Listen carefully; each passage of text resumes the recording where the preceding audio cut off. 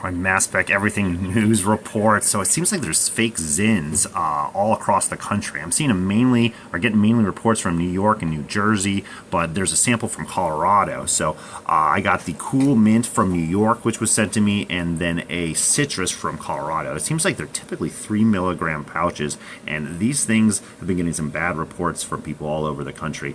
Lots and lots of people reaching out. What's in these fake, what look like counterfeit Zyns hitting the marketplace. Careful out there, guys. The thing that's interesting is that the pillow, you can see these are the ones that they are. This pillow seems different from this pillow ever so slightly, and both of them seem different in exact shape and material than the legit Zyns. So there's something up. All right, so since these are 3 milligrams, not 6, I'm going to add 2. We're going to add 18.2 mega ohm water. So they're like immediately going into solution here. You can see it coming out. Let's see if we can get a good view of that for you guys. Yeah, you see? Alright, so there we go. They've been sitting for about 20 minutes. I mean, the appearance is very typical. Alright, and then 400 microliters of dichloromethane to do a liquid-liquid extraction. Remember, when pipetting dichloromethane, you want to pipette up and down a few times so it doesn't drip. Here we go, phase separated. Now it's shake, shake, shake, shake, shake, shake, shake. And that will liquid extract the layers. We got the citrus on the right and the mint on the left. Alright, so I continue to shake it for about, I don't know, a minute or so, just to get it fully extracted. And then we're going to go ahead and spin it out on the centrifuge. Alright, so usually about 2 to 4 minutes, 15,000 RPM. Just need to split out the layers. While that's spinning, I'm going to get 2 clean GC vials. These are crimp cap GC vials. And then we're going to go ahead and add 800 microliters of DCM to each tube.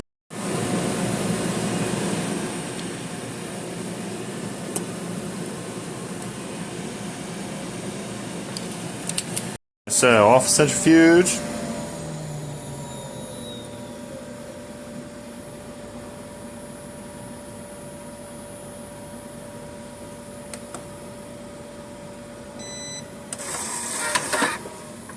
Alright, then careful not to disturb the layers.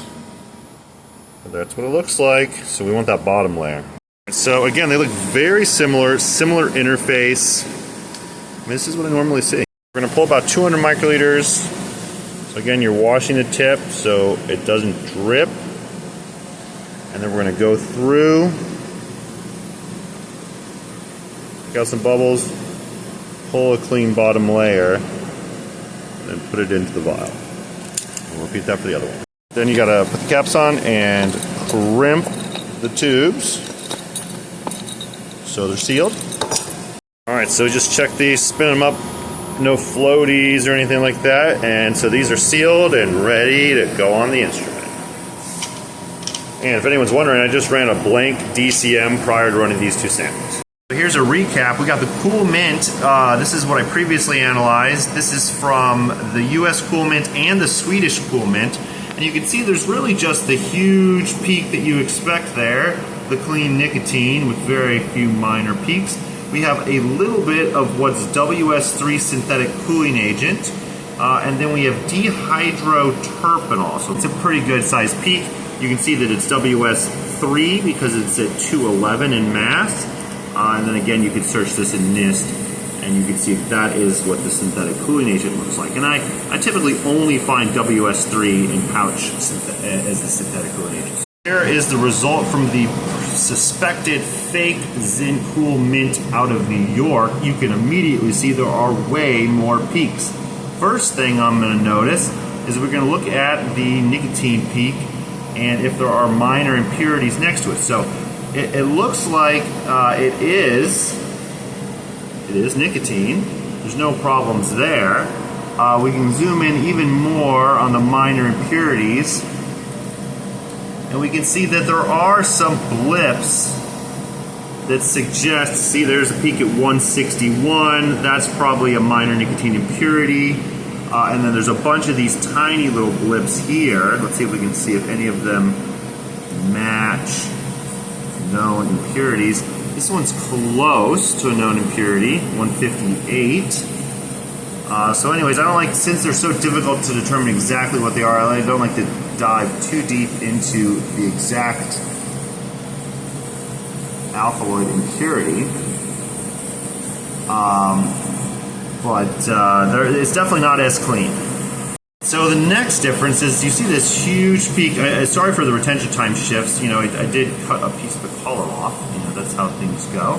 But this is 211, and that is your synthetic cooling agent. But you can see that's way more synthetic cooling agent by ratio.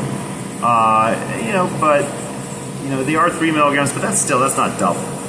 But the most important thing to note is there are more than one peak in the flavor section early in the chromatogram.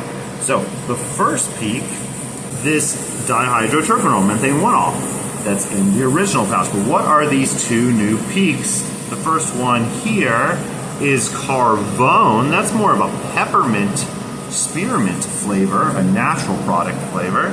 All right, so the major difference is this peak at 8.7. This is, we search it in NIST, this is actually hitting, it's saying that it's this 4-ethylhydroxypiperidine, but you can see that the match isn't perfect, and it's not including some of these higher masses in the top spectra as well. And so we click down these, and then you can see that it's not perfect again, but it definitely seems to match better to this molecule here. This is WS23 synthetic cooling agent at 171. However, it's not a perfect match on this. You can see there's a slight shift. So potentially a novel synthetic cooling agent, or it's just WS23 cooling agent, or some sort of novel synthetic cooling agent. So this product is way different than the genuine Cool Mint. It has some extra flavoring. It has the genuine flavor, and then it has way more synthetic cooling agent than typically added, including what looks like WS23 and WS3. Very crazy. All right, and so even worse, I don't know what's happening here. I extracted these guys the exact same way. This is the Zyns citrus from Colorado, which is fake. This is what you expect the data to look like. Nice sharp peaks. This is even the fake one that we just looked at, and it's got nice sharp peaks. Now, I don't know why I have all these blobby peaks. Something's in the sample that maybe messed up my column. I don't know, but it's concerning for the instrument. However, we can still get some data from it. This first big peak is not a flavor that I typically see. It's just benzoic acid. Why is there a bunch of benzoic acid in this sample? I don't know. Your guess is as good as mine, but this is definitely benzoic acid. Great match. All right. And then we do have some nicotine in the product. There it is. You can see that it's still eluting where it should. It's just a really broad, ugly looking peak. And then there's a shoulder right next to it, which is concerning.